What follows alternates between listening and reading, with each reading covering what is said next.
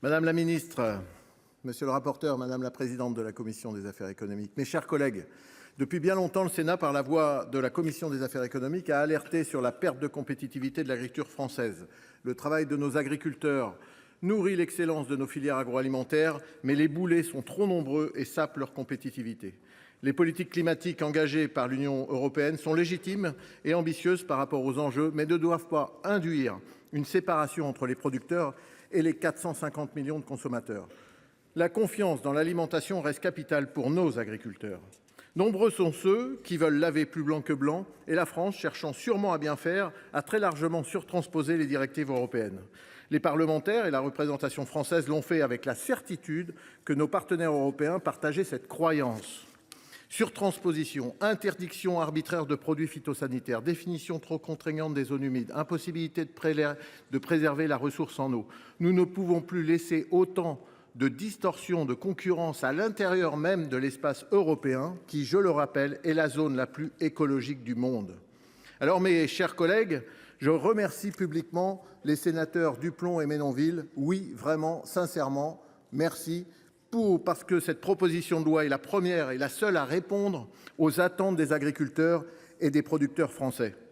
Car oui, et je vous le dis le plus sérieusement du monde, tous les agriculteurs français sont convaincus par la nécessité d'effectuer des efforts sur les enjeux écologiques. Ils sont attachés, ancrés à leur sol, à leur territoire, à la nature environnante. Ils y vivent. C'est bien pour ça que l'agriculture européenne est la plus saine, la plus sûre et la plus respectueuse du bien-être animal de la planète. Nous avons déjà baissé de 95 % l'utilisation des pesticides CMR1 les plus dangereux. Nous avons baissé de 60 % l'administration d'antibiotiques dans nos élevages. Mais on ne peut pas tout supprimer pour lutter contre les maladies animales. Et en face de nous, une augmentation massive des importations de produits agricoles ne répondant pas aux mêmes contraintes de production.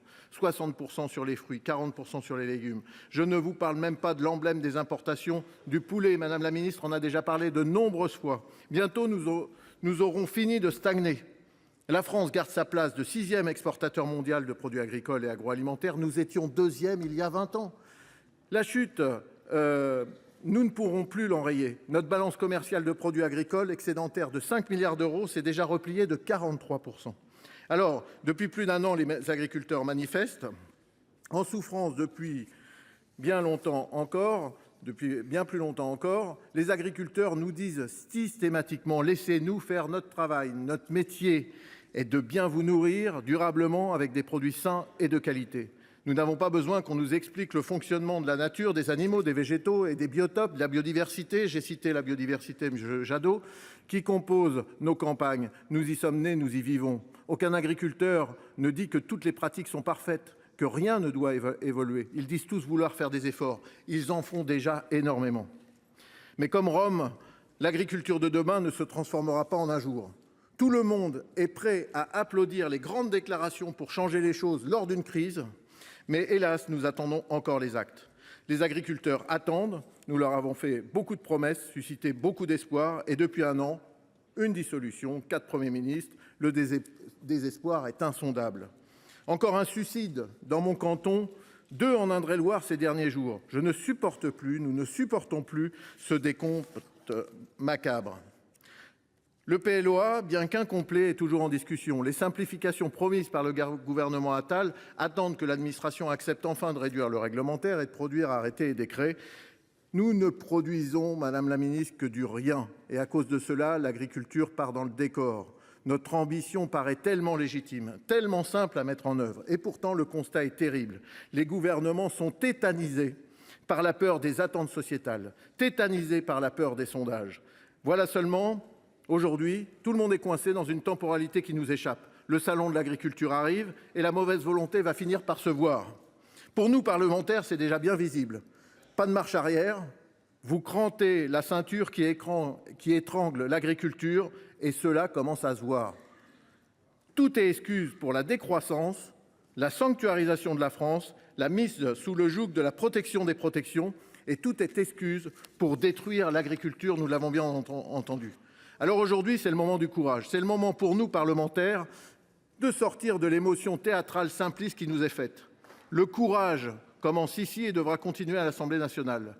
Oui, mes chers collègues, les agriculteurs nous observent, mais aussi les maires, les entreprises, le secteur du bâtiment.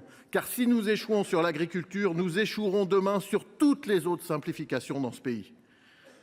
Alors pendant les débats, je vais être sans concession avec les marchands de peur et les administrations, qui pour certaines nous ont caché des éléments pendant les auditions. Madame la ministre, je sais que je peux vous faire confiance, mais je vais quand même vous demander quelques explications et j'attendrai des réponses. Les agriculteurs savent que nous leur mentons. Il est temps d'arrêter d'avoir peur. Peur des drones, ça va, ils n'écoutent pas. Peur des nouvelles techniques génomiques, peur de stocker l'eau. Nous avons peur de notre ombre. Nous sommes devenus des Gaulois effrayés que le ciel ne leur tombe sur la tête. Or, nos ambitions doivent être totales pour rester dans la course des grands équilibres mondiaux. Avec force, je vous demande, mes chers collègues, soyons courageux, gardons un cap ambitieux face au changement climatique, mais rectifions les excès. Notre groupe, bien sûr, suivant les débats, votera ce texte.